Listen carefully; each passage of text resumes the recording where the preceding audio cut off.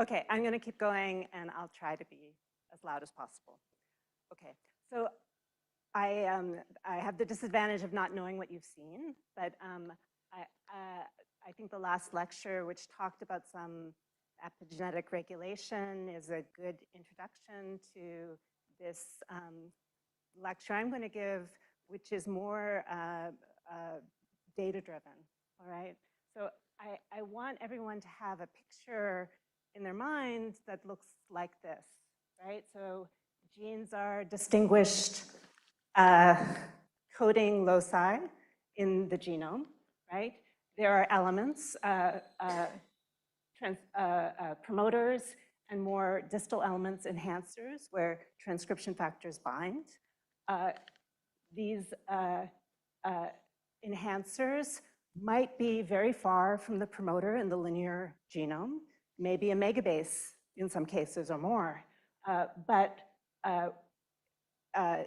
through chromatin dynamics, these enhancers are looping to the promoter in 3D, right?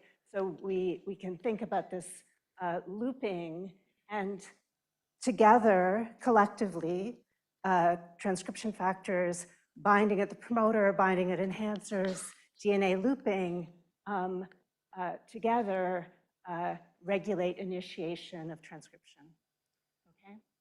And we're now in the lucky position to have very good assays to map, for example, regions of open chromatin. So regions of open chromatin, they're held open by the binding of transcription factors. They're also associated, as we just heard, with active histone marks.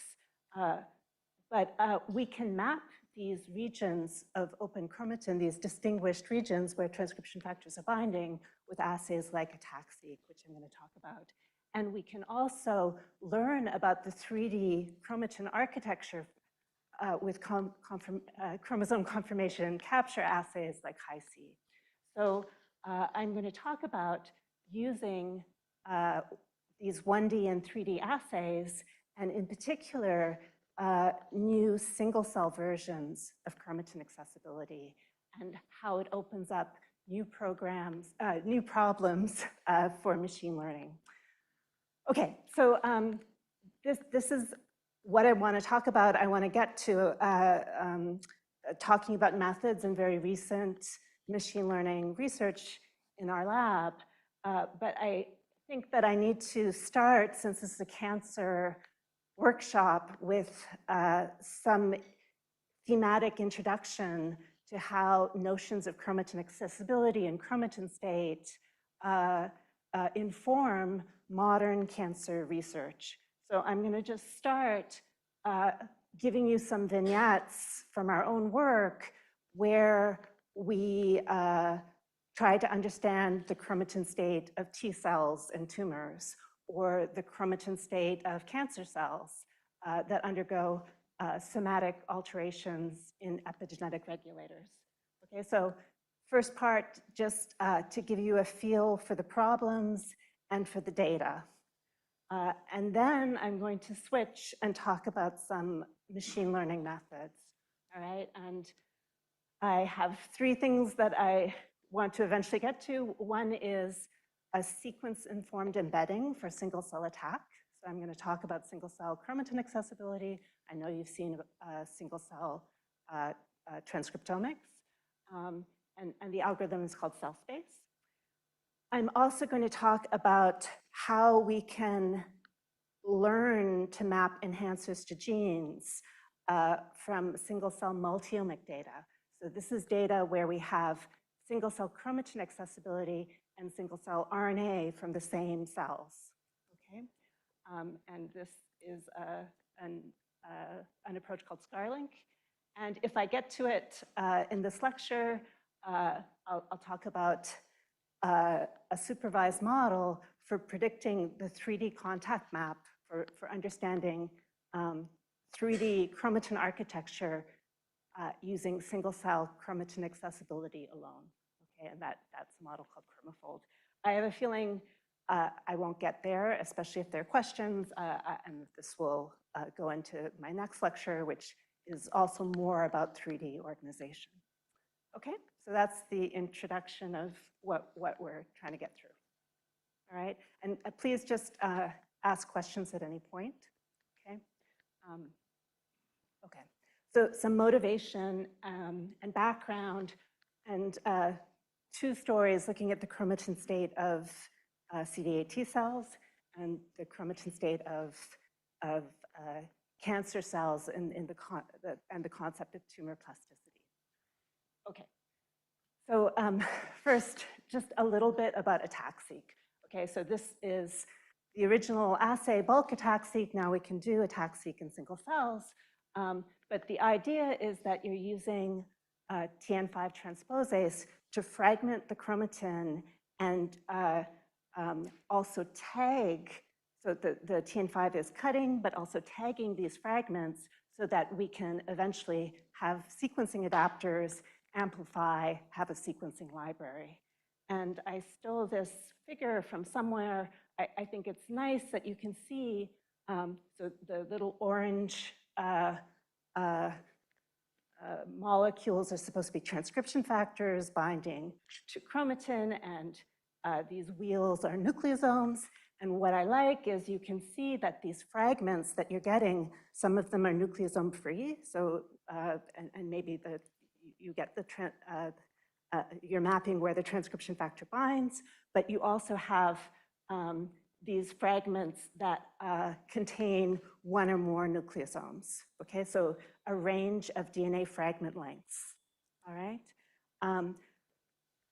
What I don't like about this picture is this is actually not how we process the data. Okay, but you can think that we have these different fragment lengths. We're actually doing paired-end sequencing. We're using the reads themselves typically to do peak calling and map these events where transcription factors, other DNA binding proteins are holding the chromatin open. Okay? All right, and so we can map these events with ATAC-seq. All right, so that's ATAC-seq. And it has been transformative, this assay, because you don't need so much starting material and you can do it in single cells. The previous technology was DNase hypersensitive site mapping. And honestly, you had to do these heroic experiments collecting enough cells. If you were doing in mice and primary cells, you would be sorting cells to get 1 million cells to do a DNase. And now we can do a similar assay, but in single cells. Okay, so I'm going to talk about cancer relevance first. So tell you 2 stories. One about chromatin state, chromatin accessibility mapping in tumor-specific T cells, and then about cancer cell chromatin states. Okay? Okay, so I heard at the break that you've already seen some ideas in cancer immunology. Okay, so and so you know what CD8 T cells are, but let me just review. So as you all know, one of the breakthroughs in cancer therapy is a T cell-based immunotherapy, all right?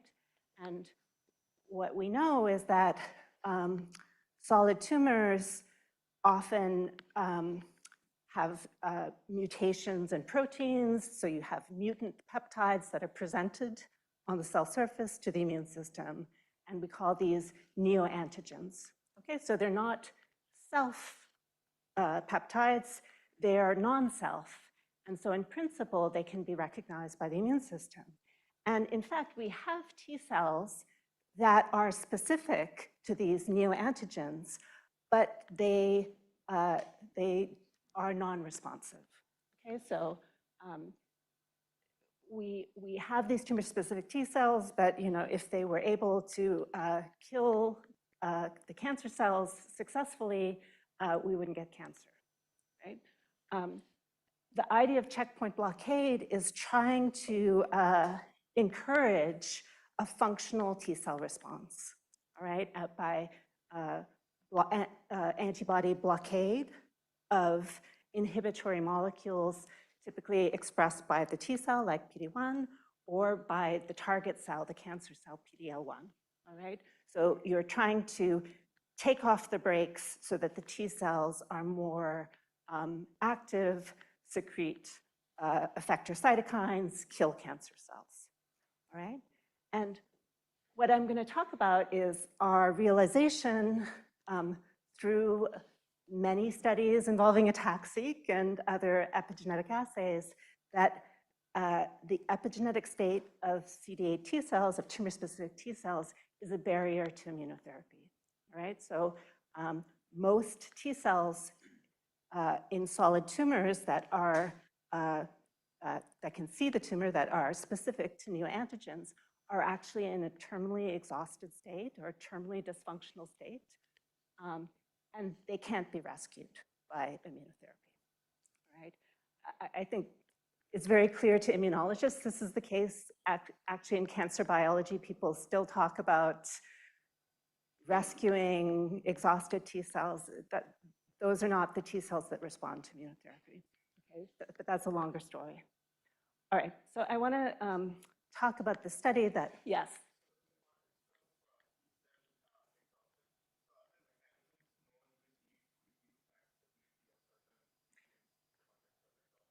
So I'm going to talk about it, and so the primary thing that we were looking at in this early study was just antigen persistence.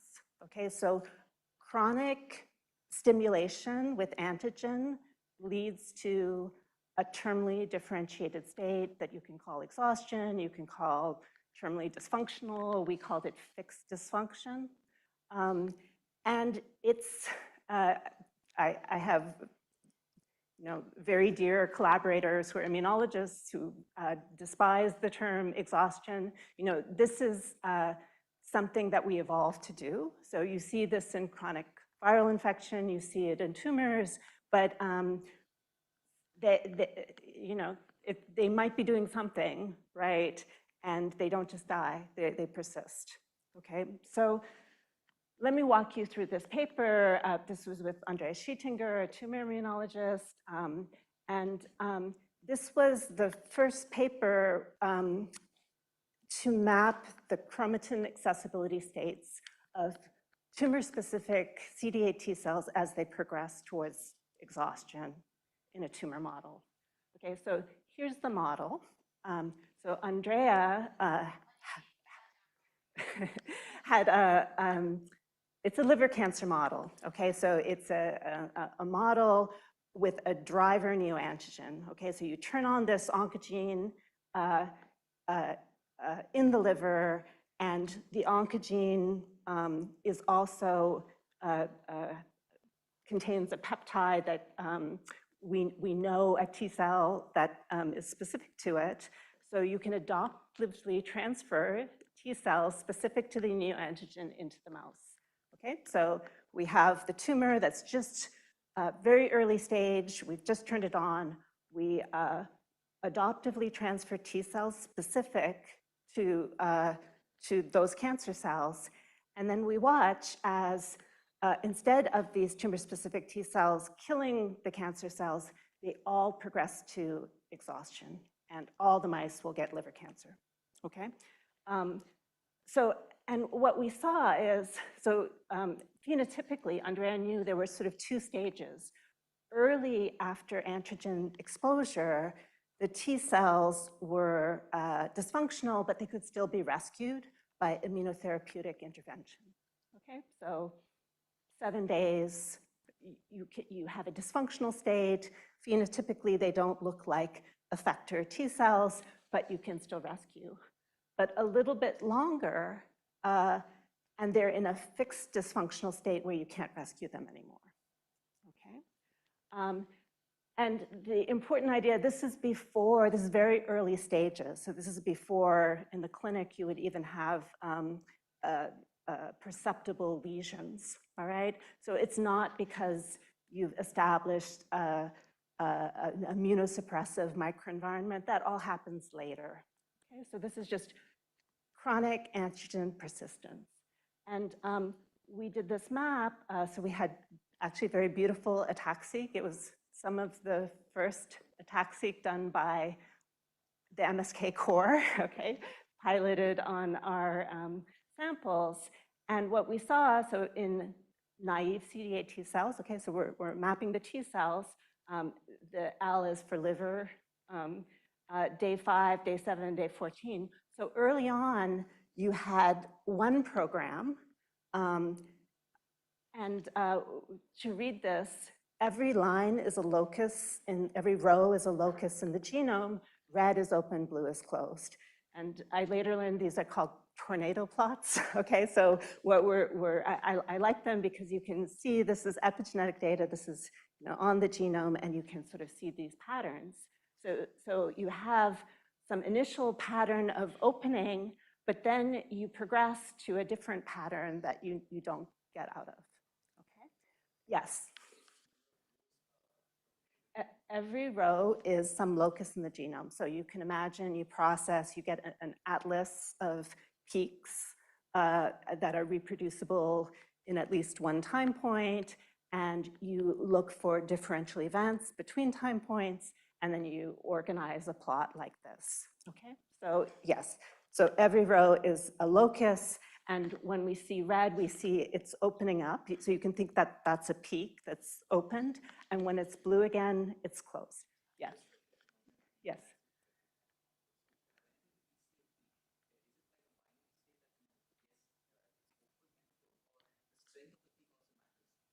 Okay, so we'll get to this when we get single cell data, but this is a bulk data set. You do it typically in 50,000 cells, I believe.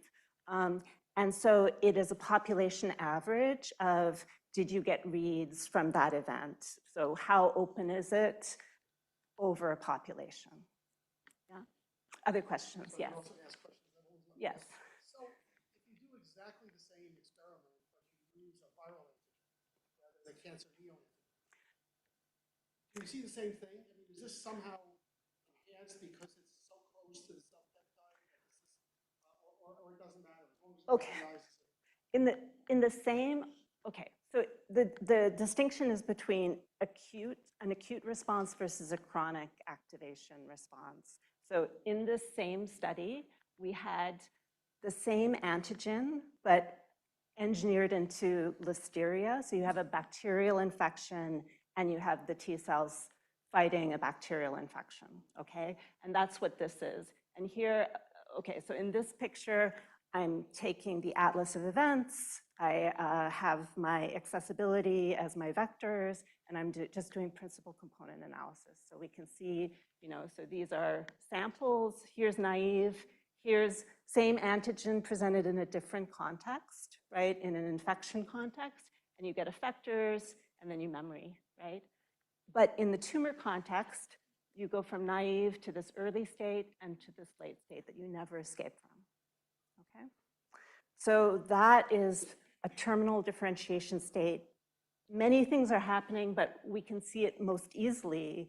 The easiest assay to do for epigenomic assays is chromatin accessibility, and we can see very nicely. And we can also, from these events, do motif analyses that I didn't mention, but will mention later.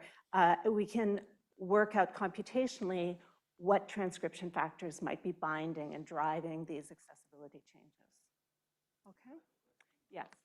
So between L7 and L14, shouldn't that stage be studied a lot more closely because you're transitioning from plastic to fixed? So yes, and we do study that in the paper, right? So I'm just pulling a few figures to give you the idea. We do study it. And we also have a follow-up paper where what we think is really happening is that there is a progenitor state, right? So you have progenitor dysfunctional cells that give rise to terminally exhausted cells. And these progenitor cells do respond to checkpoint blockade and differentiate. And we think in this model, you're kind of pushing everything. You have this enrichment of progenitor cells, and you're pushing everything to the exhausted state. In actual tumors and in other models, you can still see these progenitors even at a late time point. Okay, so that's a longer story, but it is, yeah, so this transition is very interesting. I could give a whole talk about this, but I just want to give you a feeling for the data and for how it's been used in the field. Okay, so beyond this sort of tornado view of yes, sure.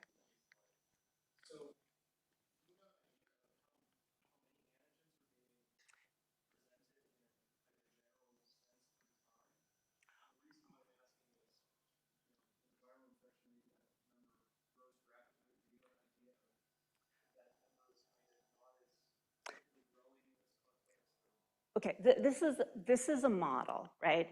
And it's an immunocompetent model, right? But we're only looking at the antigen-specific T cells here, right? So we can label them. We're transferring them in. We know that there's a specific antigen that is in the oncogene that we're expressing. So it's the SV40 large T antigen. So we're only looking at the T cells that are specific to the antigen, and then there are all the other T cells that are also doing their thing, okay? And we also know from other analyses, many studies, if the T cell is ignorant of the antigens that are being presented, right? So they just do their thing. They're not exhausted, right? So it's antigen-specific process driven by a chronic antigen presentation. More questions? Okay. So I want to give you a feeling genomically about gene regulation. Okay, so beyond these sort of isolated events that we can think of in an atlas of peaks, these events are regulating genes. All right, so for example, we can look at the locus that encodes PD-1 in the mouse. All right, so this is a PD-CD1. And you can see, so this is acute activation, naive effector memory, and this is the chronic activation where you progress to exhaustion in the tumor in these samples labeled in blue. And you can see the accessibility pattern around the locus is different. And there are events that are on-off. Okay, so we have events like this event 23 kb upstream of the promoter in the mouse that is an exhaustion or dysfunction specific enhancer. So mapped in our paper and other papers around the same time, multiple groups. But then you also have more quantitative changes, right? So here's an event that's supposed to be quite accessible and it's still there, but it's less accessible, all right? And somehow all these events are conspiring to regulate expression. So this is PD-1, and this is the locus encoding interferon gamma and effector cytokine. And what we see in exhaustion is we are turning on high levels of PD-1, and we're turning off interferon gamma. And that is through the coordinated activity of many regulatory elements and changes in accessibility, as well as histone marks that we're not mapping here. Okay. Okay, so I just want you to have this picture for later. Questions on this? I'm gonna, yes.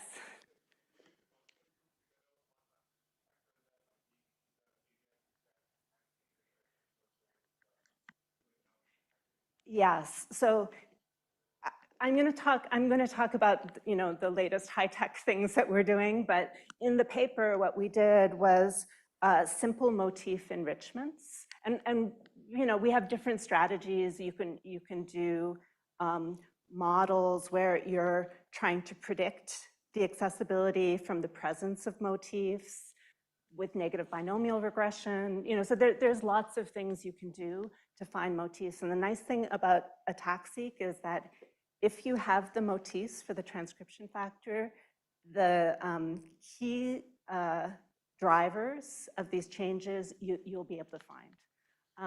There is an important transcription factor called TOX, where we didn't have a motif, right? And so there were multiple papers later on describing the role of TOX in the exhaustion program, but because we didn't have the motif, we couldn't do the sort of association between presence of motif and accessibility changes.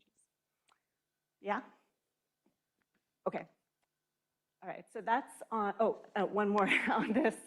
So later we came back and, you know, technology marches ahead and we can look at all of this at the single cell level. So this is the first view in the talk of a single cell chromatin accessibility.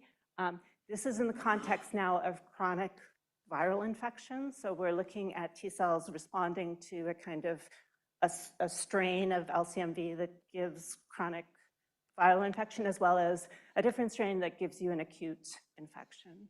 And this is total splenic CD8. So we have T cells that we think are naive or memory of some other infection, but we also have these progenitor cells, and this is day 7 after infection. And we can go and look for these events that we found in bulk, and we can see them in single cells. Okay, so I'm not quite showing that, but what I'm showing is we're clustering single cells in this single cell chromatin accessibility, and we're separating out so the pink cells are all from a chronic viral infection, and the blue cells are from an acute viral infection. And we can go to that locus, this dysfunction-specific enhancer of PD-1, and we can see if this is a pseudobulk, we're summing over clusters of single cells, we can see that event emerging, all right? So we're already setting up the chromatin landscape for progression to exhaustion, okay? Yeah, so that's on the immune side, and many immunologists are early adopters of technology, so we have really beautiful ATAC-seq through ImGen, through many studies, in many interesting contexts. But we can also look at the cancer cell side, all right? And you've already talked about EMT, sort of transitions of cell state, but what's particularly interesting is in cancer, you often get somatic alterations in epigenetic regulators, okay? So I'm gonna talk about a pioneer transcription factor, FOXA1, in prostate cancer. There are also histone modifying enzymes that get altered, members of the PRC2 complex, members of COMPASS, right? So all of this epigenetic machinery is also somatically altered. And it's less clear what is the advantage to the cancer cell, all right? So you get a mutation, maybe it's a gain of function mutation, maybe it's loss of function mutation in one of these regulators, epigenetic regulators, and now the global state of the cell changes, and you need to figure out what are the consequences, okay? So I'm just gonna talk about this work with Charles Sawyers, where we looked at a transcription factor called FOXA1. This is actually FOXA3, but it's close, right? So here's the transcription factor binding to DNA, and these maps, maybe you've seen them before. This is a summary of mutation data that you can get out of the CBio portal, which is run out of Sloan Kettering, and these lollipops are mutations, okay? And you can see that the forkhead DNA binding domain is a hotspot for mutations, okay? So somehow over many tumors, the tumors have mutated the binding domain of FOXA1, okay? Why? What is it doing, okay? So it's altered in 12% of prostate cancers in this MSK cohort. Actually, there was a recent paper in a Chinese cohort on prostate tumors. 40% had FOXA1 alterations. Right? What's a pioneer transcription factor?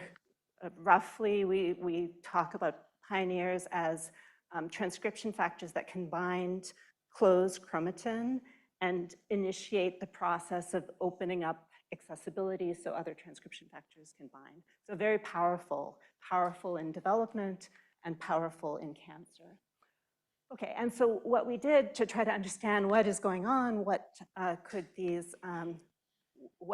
the cancer cells be doing with mutations in FOXA1, this pioneer transcription factor, Charles's lab expressed these FOXA1 mutants in mouse prostate organoids.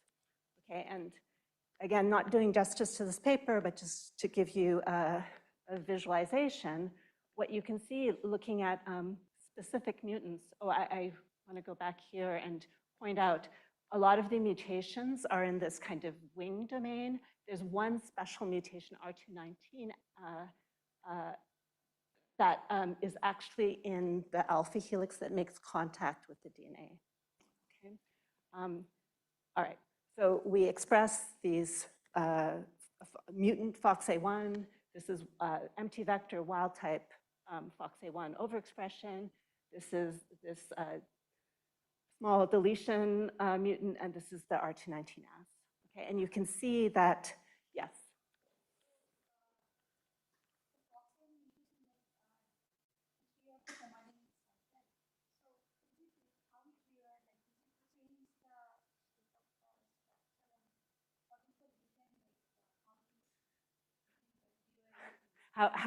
So are you talking how is it changing the interface with chromatin? You know, so we don't know all the answers. What we studied was more the global changes in chromatin accessibility in these organoid models. Okay, and I just wanted to show, and maybe I can get back to your question a bit more, so these are oncogenic mutations in the sense that they make the organoids grow faster. You can see that this deletion mutant seems to create organoids with really big lumens, right? Some sort of hypermorphic mutation. And here you don't have the lumens at all in this R219S. And clinically, this mutation is associated with a neuroendocrine phenotype. So what we did in this organoid system is, again, several years ago, we did bulk chromatin accessibility, and you can see massive genome-wide accessibility changes. So you think about it, it's an overexpression system, right? But you're overexpressing one gene with one mutation, and then globally, you change accessibility for thousands of sites. And just to give a flavor for some of the analysis, okay, so in this this deletion mutant, you seem to see some of the wild type accessibility, but stronger, whereas this mutation that was in the alpha helix making contact with the DNA, it opens up a whole new set of sites, okay? So neomorphic activity is what how Charles would describe it. And if you do motif analyses, again, in fairly routine ways, you can see the canonical FOXA1 motif is enriched in these patterns that are exaggerated in one mutant. In this cluster that is specific to R219S, it's a different motif that you won't find in any database. And what you can see is there's a specific mutation in the DNA motif, and it's actually across from where the mutation is in the alpha helix making contact with the DNA. Yeah.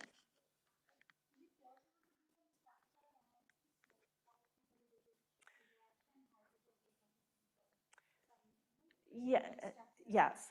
I think there's much more that could be done mechanistically to understand. You know, so the thing about these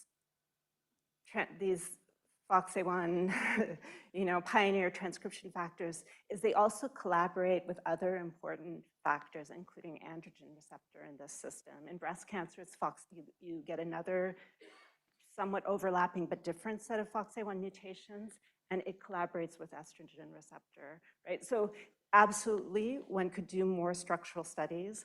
All we did in this paper was show that FOXA1, the mutant FOXA1 could bind to a reporter sequence that had this motif. So we could kind of confirm the binding, but we didn't do a structural analysis. You can do in vitro binding assays. There's lots more that could be done. Yes. Okay, so these clusters, again, every row is a locus in the genome, right? And I've changed, so, students will take the color schemes they like. The student wanted green for open, blue is closed, right? So again, it's just looking at the atlas of events and then finding differential events between the mutants and then doing a visualization that involves clustering and, it's a hierarchical clustering. Yes.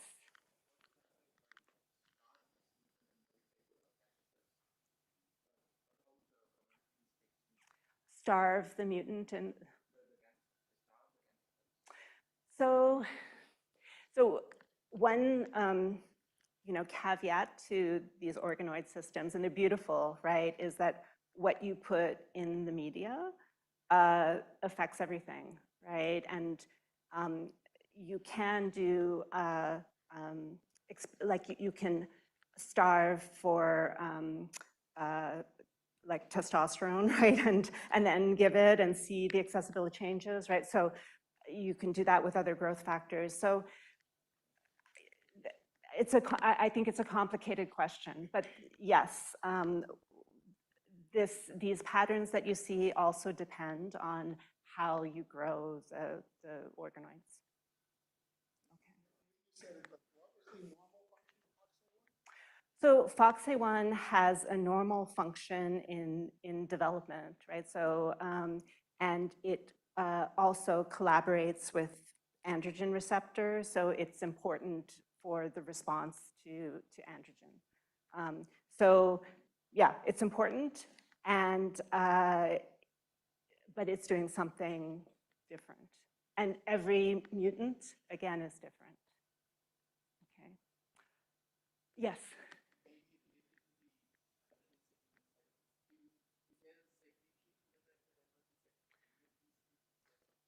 So we can, okay, I'm going to just go to the next slide because we're doing this all in single cell and we're doing single cell multiome data. So it's a slightly different set of mutants.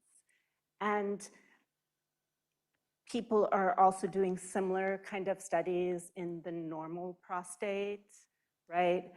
And also the normal mammary gland versus breast cancer. And yes, there are different cell types. Some are sort of secretory and, so yes,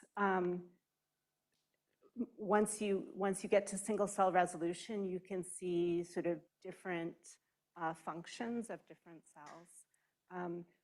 But here, this is in prep, this is not written up yet, we're writing it now, but, and this is an older slide.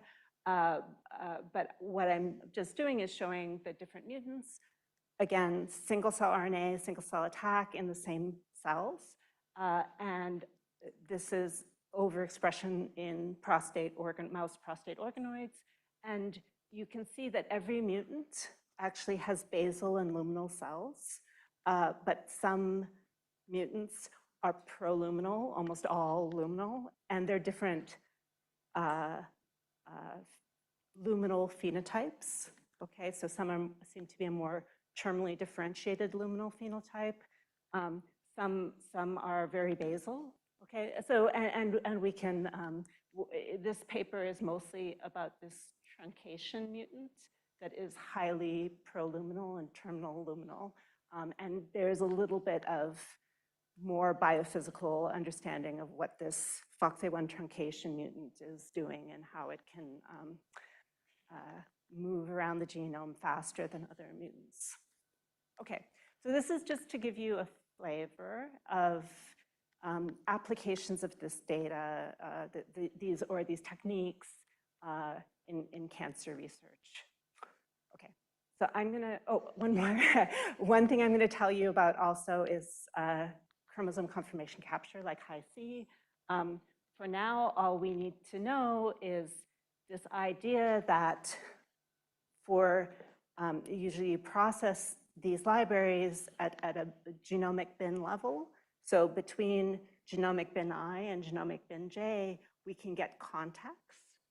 So if this is I and this is J, this is contact between I and J, and we can statistically process and map 3D interactions between 1D genomic elements, okay? And we're looking at the MYC locus, oncogene you've heard of. The MYC promoter is here, but through 3D, it has access to these far away enhancers 2 megabases away. And you can also see this kind of triangle structure when you plot the data this way. And this is an example of what is called a topologically associating domain, or TAD. So you have a region that is sort of self-interacting and interacting with itself more than it interacts with the next TAD over. Okay, much more later, and for now, it's just the picture. Okay, okay, that is my intro. So, I want to sort of shift gears and talk about methods where we're using machine learning to better analyze single-cell chromatin accessibility, single-cell multiome, and maybe do some unexpected things with these data. Okay, so the first algorithm I'm going to talk about we call cell space, and it's a sequence-based embedding for single-cell attack. Okay, so moving into machine learning approaches. Okay, so single-cell attack is amazing, right? So these days, if you can afford it, I would always, and you have an interesting system, not just a cell line, but there's heterogeneity or a tissue or organoid. I would always recommend doing single-cell attack rather than bulk because you'll learn more, okay? But it has challenges, okay? So what I'm showing here is a picture of single-cell attack from Jason Buenrostro, so one of the first data papers with good quality single-cell attack. And what you can see, so this is hematopoietic stem and progenitor cells, so from human bone marrow. And what you can see is if you sum up the signal over all the single cells and plot a pseudobulk, it looks rather like bulk attack of CD34 positive cells, okay? But you can also hear every row, you can barely see it, is a single cell, and you can see the actual events, reads, fragments captured in single cells, right? All right, so first problem, you can see the dynamic range, 0, 1, or 2, right? Because you have 2 chances of capturing a fragment at a particular locus. And you're sampling from events, you're not capturing many of the open events. Okay, so very, very sparse data. Because it's a diploid genome, right? So you have, 2 copies, you have a locus.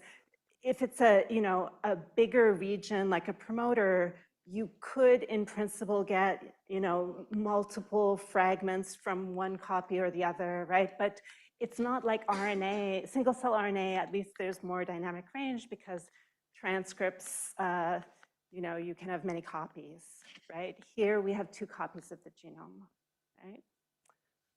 Okay. To get this, I think probably, this data set I'm remembering is not very big, right? Like 5,000. So this is a few, you use some over a few thousand. We do pseudobulk with a few hundred cells sometimes. But this is, yeah, just for a feel like a standard bulk would be 50,000. If you're pushing it, you would do 5,000 cells, right? And if you do single cell attack and you get 5,000 cells and you sum it, it's rather like doing a bulk, right? Okay, so what's cool is that you can resolve these heterogeneous populations, right? So you can do bone marrow and you can recognize different cell types. You can do transcription factor motif analysis. There are ways where you can look at the kind of global accessibility of a transcription factor in a single cell. So that's very cool, right? So single cell measures of transcription factor accessibility. But the problem is it's very sparse. It's much higher dimensional than single cell RNA, right? So instead of 20,000 genes in a diverse set of cells like this, maybe you have an atlas of 500,000 peaks, right? And there are also challenging batch effects. Okay, so what people have been doing is just pushing through the pipelines for single cell RNA on the single cell attack. Okay, so you start with a cells by peaks matrix, or instead of peaks, you could just get genomic tiles, 500 base pair regions. So you have cells by tiles, maybe it's cells by variable tiles. And then you do all the steps, dimensionality reduction, nearest neighbor graph, UMAP, okay? And you get something that looks like this, okay? And this is processing with Archer, which is a great tool, and pushing through the standard single cell RNA inspired analysis.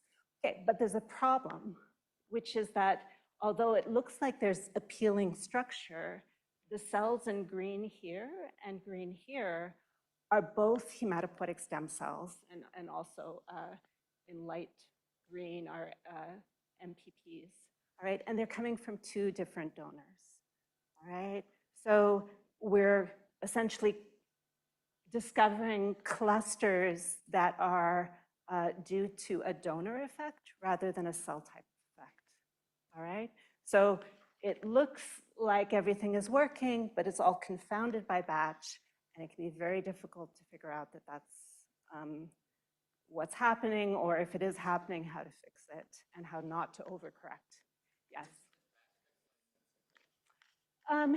It's more subtle for the other cell types, right? And then sometimes if you use, again, single cell RNA inspired batch correction, you fix one thing and make another thing worse. Yeah? Okay, so here's the research part.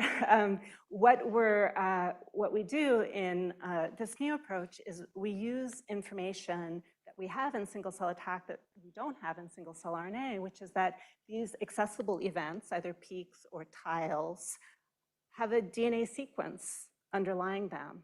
And we can process the data and get a lower dimensional embedding of the data that is informed by DNA sequence. Okay, so that's the whole idea. Yes.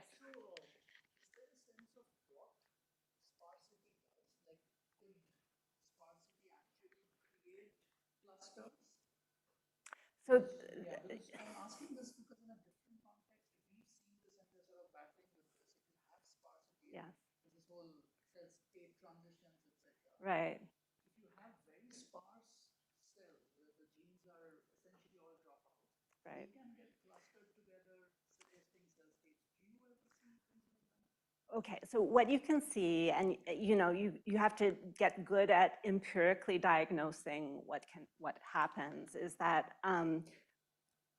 one strong feature in any single cell data sets is the library size, right? So if you include poorer quality cells that have lower library size and are mapping fewer events, they'll all come together in the middle, right?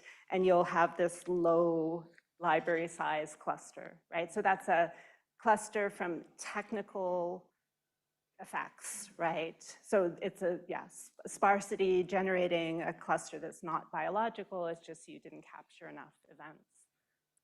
No. Okay, so yeah, this is cell space. Okay, so, and this is coming out after a long, arduous review process, but should be coming out. We're waiting for page proofs. All right, so the idea is that we have this additional information, an accessible event, and I'm going to say event. The event you can start with peaks. If you want to do peak calling in single cell attack, it's actually a little tricky, or you can just use 500 base pair bins, which we call tiles, and use variable tiles, and that actually works better out of the box. So these are our events, and every event we have an underlying DNA sequence, and our intuition is that we care about these sequences. These sequences contain the motifs that transcription factors are that recognize, right? The accessibility of motifs is going to be informative of cell type and maybe more conserved across batches. So people do different studies due to whatever details of the library preparation, they can capture somewhat different events, but the sequence information should be conserved, all right? Okay, so here's the idea. We are going to map cells and DNA kamers into the same latent space, all right? How do we do it? We do it with an algorithm called star space. Star space was originally developed by Facebook for natural language processing, like embedding tweets where you have hashtags and words into the same space. Just FYI, that's it for talking about tweets, okay? So we're talking about events. What we do is create training examples from individual accessible events, okay? So I have an event, I sample a fixed length sequence from the event, maybe 150 base pairs. I think of it as a bag of kamers. Kamers are just contiguous sequences. The K is 8 mers, okay, in this work. All right, so now I want to embed kamers and cells into the same latent space, and I can think of, okay, well, this bag of kamers that I have, that event, it was open in some cells and closed in others, all right? So I want to push the kamers towards the cells in which that event was open and away from cells in which it was closed in the latent space. Okay, so I'm pushing kamers and cells around to make that happen. There are important details. So we actually sample from the negative cells. We are more confident in the positive cells. If I see that the event is open, I have a read, I know it's open. If I don't have a read, maybe I just didn't capture it, okay? All right, so we go through epochs of training, we're pushing kamers and cells around, and at the end of the day, we have all kamers, all the 8 mers, and all the cells embedded in the space. That's the direct embedding. We can also use this embedding to do other things. So for example, if we wanted to figure out where a particular accessible event or tile was embedded, we could use the kamer embedding to get a position. Or we can also embed motifs in different ways. So if we have a motif, we can think of it as, well, it's similar to a bunch of different kamers, and we can map those kamers into the space, take the center of mass, and that's where the motif embeds, all right? But the only direct embedding is cells and kamers. Yes? How are you selecting which kamers to be? It's all kamers. So we've done a lot of kamer stuff, and we're just using all 8 mers. Because 8 mers it's computationally tractable, but also capturing enough information. And there's another thing, it's not just a bag of words, we also have some context. So if 2 kamers occur close enough, there's another feature for that pair. Okay, so that's called an n-gram approach. Okay, yes.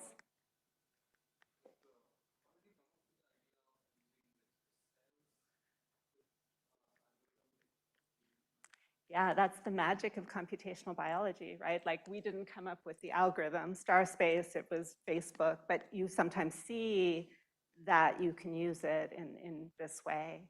And there are other, there are other formulations where you want to, use this algorithm that embeds entities.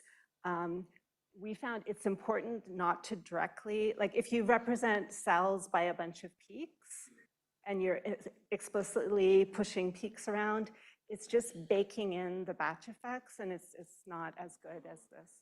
Yeah. Yes. Yeah. Yeah. There's lots of, and you'll see in the paper we compare against every one of them. So I think, okay, we'll get to. What I think this does is it allows you to find latent structure that is informed by the sequence, and it has a batch mitigating effect.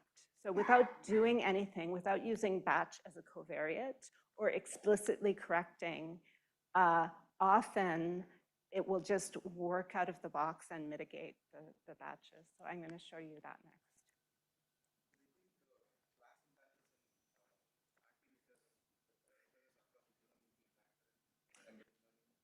So yes, and this negative, so, for any event, you have a smaller number of cells in which you find it's open and many cells in which it's closed, and that's why we sample negatively.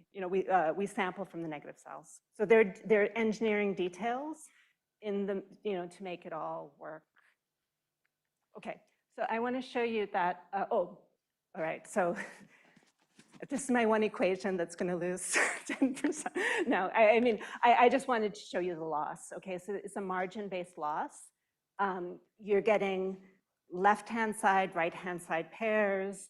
The left-hand side is a set of k-mers. The right-hand side is a cell, right? And you're trying to push the k-mers closer to a positive cell than they are to a negative cell by a margin, right? And once you satisfy that margin, you stop pushing, okay? And this margin you can also fiddle with, and it changes the embedding, okay? So this is just details, so this is kind of the abstract version of, you have tokens that are on the left-hand side, tokens that are on the right-hand side. For us, left-hand side is k-mers, right-hand side is cells, but it's a much more general approach that you can use for all kinds of data types if you're trying to learn an embedding, okay? Okay, that's it. All right, let's go back to this example. All right, so remember the hematopoietic data set, single cell attack from bone marrow, I think at least 2 donors, and you have this batch effect if you do standard approaches. So here, we're just using cell space. We're using it on variable tiles. We're not encoding batch, but, all right, so the embedding, the cell space embedding is in, I think in this case, a 30-dimensional space. And this is an embedding of the embedding. So we're doing UMAP on our embedding. So you can think of cell space as this sequenced informed dimensionality reduction. And then we're doing a UMAP so we can see. And what you can see is that first the batch effect is mitigated. So all the green cells, the hematopoietic stem and progenitor cells, or MPPs, are here. But you can also see there's this nice kind of latent sort of a hierarchy, which mimics what we know about the developmental relationships between cells. So much so that if you use a trajectory inference method like Palantir, and you start at a hematopoietic stem cell, and you find what are the most differentiated cell types, it will find all the right cell types that are the most differentiated in this data set.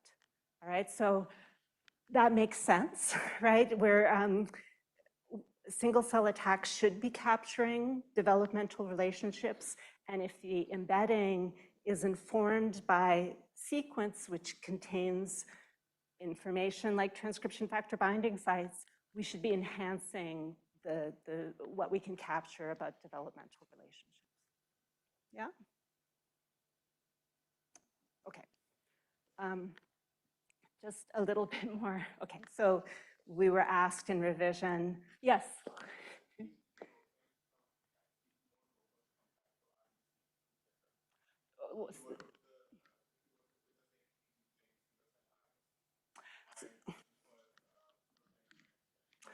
Okay, so single cell RNA, first same batch effect. I actually think I'm a believer in ATAC-seq clearly, right?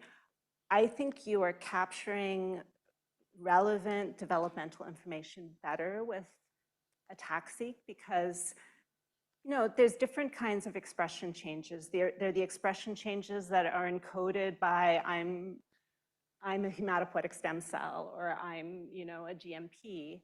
But there's also expression changes that are in response to signaling, right? And you can drive expression, but you're actually not changing the chromatin state very much, and you don't change the cell type, right? And single cell RNA is a combination of those two things. The most kind of profound in analysis is cell cycle effect, right? So that's a very strong expression effect, right? But you're not changing what cell type you are as you progress through cell type cycle. Okay, so yeah, I think that they're complementary. Often it's very similar information, but you also get this transcription fact. Oh, so one thing I didn't say here is we're embedding motifs in the same. So from the Kamers, we can take motifs that are important in hematopoietic differentiation.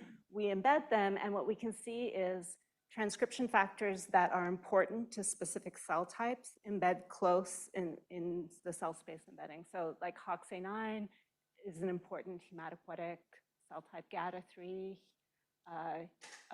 here. Yeah, so we're getting single cell, so another thing we can do is based on proximity in the embedding space to embedded motifs, we can get an activity of the motif just from the embedding, and that's at a single cell level.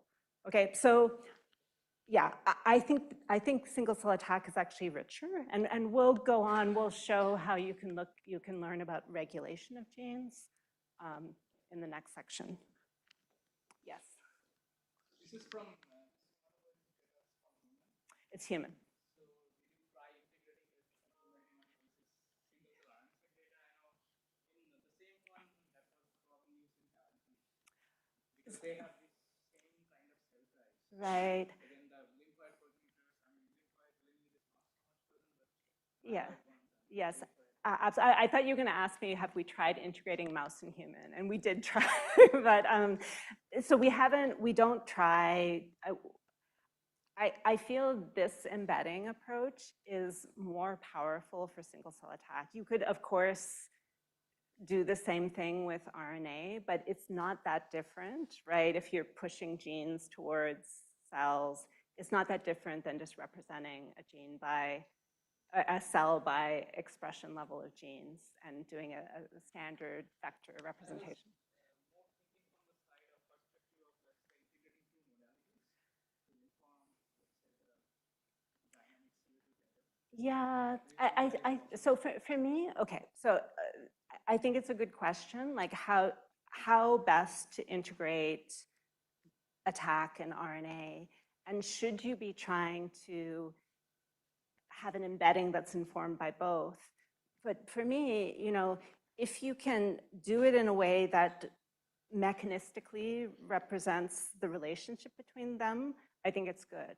But if you're just doing a kind of kitchen sink, I have my representation based on peaks and representation based on genes, and I have some weighting between them, and then you can get something that looks more like the attack representation or more like RNA. So I'm not sure what I learned, so that's why we haven't done that in this framework, but it is possible.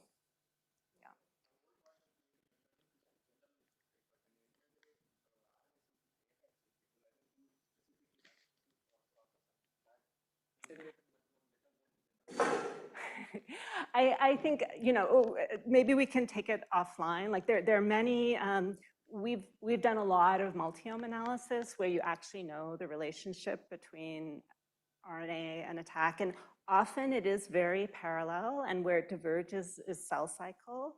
But again, if you have a strong stimulus, it will affect the RNA, but not the attack. So sort of like a response to external stimulus that gives you a transient expression program, but the cells, at the chromatin level are mostly the same. So I think they are really measuring different things, though often, the clusters you get are in one-to-one correspondence. Okay, how long do I have for this? What's the? 5 more minutes. Okay, good. We're not going to get very far. Okay, so we won't run out of material. Okay, so let me just finish the cell space, and then we'll come back to the other topics, and we'll see what we get through in the time we have. Okay, so can you get motifs de novo, right? Like we've embedded all k-mers into the space, and the cells are there too, and you can. So we had to, reviewers asked for this, it's good. We could probably do better, but here we're just using the k-mer embedding to embed 10-mers. 10-mers are a bit easier to work with. And for every cluster of cells, we're figuring out a set of 10-mers that are close to that cluster. And then we align them and turn them into motifs. And we get all the motifs that we would expect. So you can recover hematopoietic motifs that are relevant in the different cell types, de novo from the embedding. Do we discover anything new? If you get a new motif, what are you going to do with it, right? There's a lot of experimental work. So, but there's a possibility that you could discover something new in this system that's less studied. Okay, little bit more. All right, so I mentioned before that you can get a single cell motif activity. So we embed the motif, we figure out, it's actually cosine similarity in the embedding space, what cells are similar, close to that motif, and then we can get a score. So cells that are close to the motif, we think the motif is more accessible or more active in that cell. Okay, so this is a human cortex data set, and I'm just showing different transcription factors with cell space, the activity of transcription factors, and it's actually multiome, so I can also see where these different transcription factors are expressed at the RNA level in the middle. And this is another sequence-informed embedding algorithm. It's a deep learning algorithm. It's a very nice approach. It's called single-cell Bassett from David Kelly's group. But one has to be careful with sequence-based deep learning because sometimes you can overfit. So maybe in order to get a nice embedding, you're actually losing some of the sequence information. So this is an approach where you have a sequence representation and you can plant a motif and figure out where that motif, according to the model, would be accessible in cells. And it's a little hit or miss. Okay, so for example, this first transcription factor is supposed to be only active in radial glial cells. Okay, so here, right? And the deep learning model it's a miss. Okay, it's just predicting it in the wrong place. But other transcription factors like this one looks better. All right, so just nice method, but sometimes, and we do neural network sequence models as well. Sometimes they can be a bit unstable. Okay, a few more slides. Yeah, so this is just showing another, this is from Ansu Satpathy. This is bone marrow and also peripheral blood. Bunch of donors. They did some bespoke batch correction, and they got a UMAP like this after some work. And here we're just pushing it into cell space with no batch correction. And you already kind of get that here are the early progenitors, here are the peripheral lymphoid cells. If you embed these cells just with cell space, you can see reasonable relationships between different lymphocytes. Okay, so, and this is just to show it's not trivial. Okay, so, and this is not to pick on Harmony. We sometimes use Harmony. It's one of the few methods that is a batch correction method that you can use in single cell attack, but all batch correction approaches can sometimes overcorrect, right? And you get this effect of everything is a big blob. Okay, so these are data that we know well. So this is from 2 different groups that were studying with single cell attack, the same study design that we did in 2021, where we looked at acute and chronic viral infection. And here's the cell space combination. So you have naive cells, you have these progenitor cells, you have progression to exhaustion, right? So this, I would say, is a successful integration. Here, I would say this is a miss, right? So the naive cells are getting split in 3, other things are in the wrong place. So it's not trivial. It's not trivial. And sometimes you don't know the answer, okay? So here we know the cell types very well. If you don't know what should be integrated, so sometimes you don't know if you've undercorrected or overcorrected. Okay, and yeah, this is a final, we're showing that even if you have 2 data sets that are processed with respect to different atlases, right? So, this is a cortex data set, it's single cell attack, and there was the multiome I showed you, processed separately. Here, we do use the batch covariate, but just to avoid pushing the cells away from each other from the 2 batches, and we get a reasonable integration. Okay, and we said it's uncorrectable by any other method, because in any other method, you need everything processed with respect to the same set of events, right? You can't have different events and hope to integrate. Okay, so that's it. So this is coming out soon. Zakia Tayebi just graduated from the lab, amazingly talented student, and made a very nice scalable package. You can run it on 1 million cells. We can get embedding of transcription factors and single cell transcription factor activity that correlates with gene expression of the transcription factors in multiome data, and it has a batch mitigating property that means that you don't have to explicitly correct for batch effects in many cases. Okay, so that's it, and we will continue after lunch.